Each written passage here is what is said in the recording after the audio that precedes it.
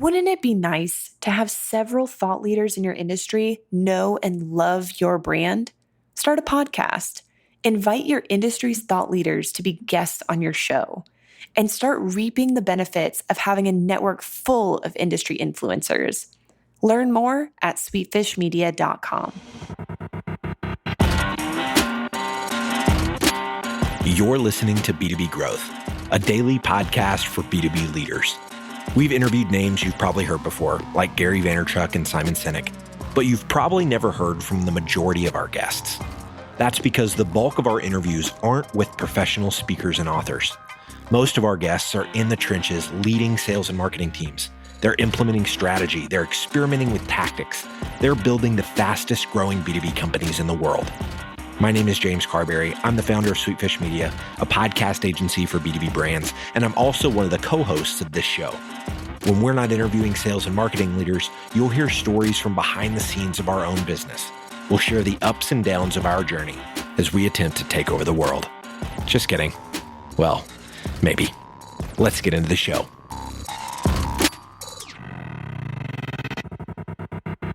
Welcome back to B2B Growth. I am your host for today's episode, Nikki Ivy with Sweetfish Media. Guys, I've got with me today Joel Barel, who is CEO of Trax Retail. Joel, how you doing today? Hey, hi. Nice to be here, and I'm doing fine. Thanks. Good. So I'm excited to have you talk to us today. You guys just recently achieved unicorn status, which is really exciting. And you're going to talk to our listeners about some of the hurdles that you ran into on your way there and some of the things you learned for the folks who are on our way there. Joel, I would love it if you would just give us a little bit of background on yourself and what you and the folks at Trax have been up to these days. Yeah, sure. I'm a serial entrepreneur, and Trax is my third company established. And after selling my last startup, which was around wealth management, I met a co-founder of Trax, Dror, in Singapore. Dror is coming from a background of retail execution. I'm coming from a technology background. And Dror came with the need and idea of forming Trax, and this is how it all began. Trax is all about digitizing the physical world of retail, meaning to say taking brick and mortar stores and digitize them in a way that they become transparent and accessible, just like online retail. And we do it using the computer vision technology. We take images on shelf spaces in the brick and mortar stores, and in real time provide a digitized image of the store in terms of every product on every shelf in every aisle. Wow. So, I mean, straight up, part of the reason why you guys achieved unicorn status, I'd have to guess, is just because it's a really good idea. I guess you need to have some idea of the basis of every successful company. Yes, of course. But it takes more than that. And that's why I'm glad that you're here to talk to us about that. So just talk to us a little bit about what were some of the more difficult aspects of that? What things sort of surprised you on your journey there? So I think that one of the challenges of a company with a good idea, good clients, good solution is really to scale to that next level. And I know many companies can achieve certain amount of growth. Usually in sales, it measures anywhere between 10 and 20 million in revenues. In terms of headcount, you go to anywhere between 120, 160 employees. And this type of metrics usually is being called in the industry the valley of death, because many companies go in and only few comes out on the other side. And usually when they do come out, these are the ones that go to kind of the unicorn status and can scale further.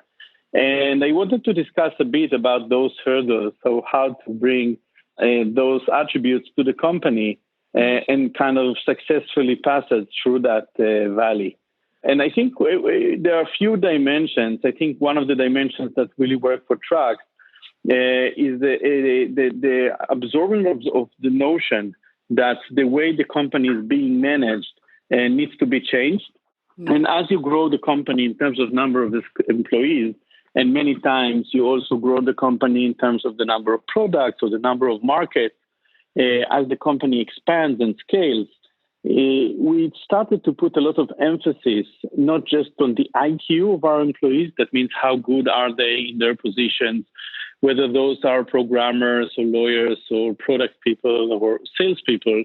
It's really also to put an equal amount of emphasis on the EQ side, how people are working together in a better way, how to form the right teams, and how to have a leadership which is all prone towards collaboration rather than self-success and kind of more egocentric approach towards life and towards career.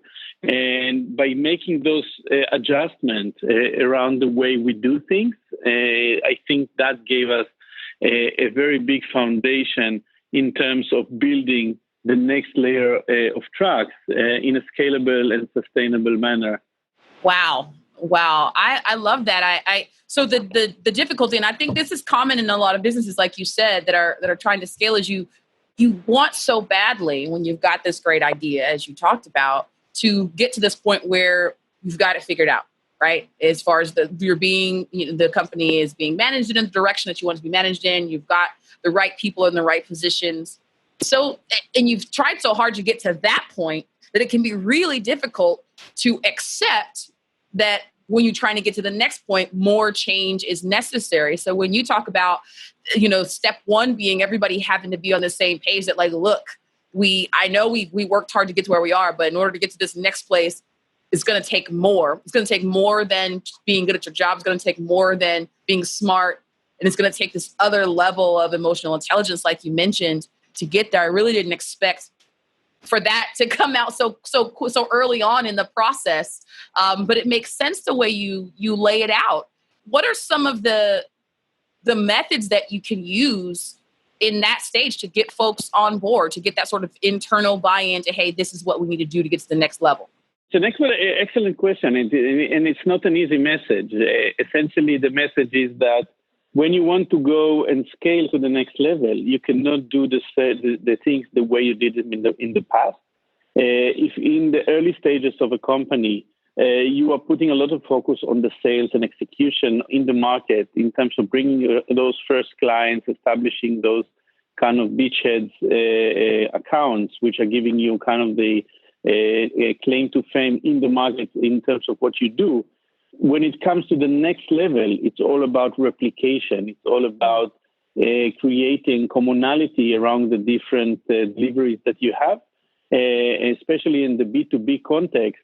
There is always some extent of customizations and a bit of flexibility when it comes to those first clients, because you do need to make sure that you are actually delivering to them the best of breed solution, but also your solution itself is probably not perfect from day one, and you are adjusting it to their needs. So the next scale really means about creating more of a cookie cutter type of a solution that can be replicated easily from account to account, and also changing the mindset. And to your question, any change is difficult and difficult to absorb. We did workshops where we took external consultants to provide like a workshop which took anywhere between 1 to 2 days, depending on the employee audience, to deliver. And in those workshops, we gave tutorials and we gave the stories around exactly why that change is needed, what happened if the change will not happen. We gave obviously a lot of industry examples of different companies in different stages and explaining really, trying to be more academic about it, why such a change is a must and it's not a luxury. It's actually something that we will have to go through if we want to go to the next level. Wow. So thank you for that example. A lot of folks will just simply say, right, oh, you have to make sure if you're going to go through anything, you got to make sure you get everybody on board. And then we don't often get insight into, okay, but how? And workshops makes so much sense. I've actually, now that you mention it, I didn't realize at the time, but I've actually been a part of something like that where the company was going through changes, and they, particularly with the salespeople, took 3 days, a week or so, where everybody, the remote team, whether you were, a new individual contributor or someone who'd been with the company for a long time. And yes, we did these workshops where we talked about, where we are now and where we want to be. And that kind of leads to my next question. A lot of companies do, when they have this good idea, right? From day one, they're like, oh, the goal is unicorn status. But I'd imagine those folks who actually accomplish it have to have some deeper why as to what's driving them. So what was the goal to get from when in scaling from 150 people to 800 employees? What did you guys have as the vision in mind, the end point? We never thought we are going to be a unicorn company, to be honest.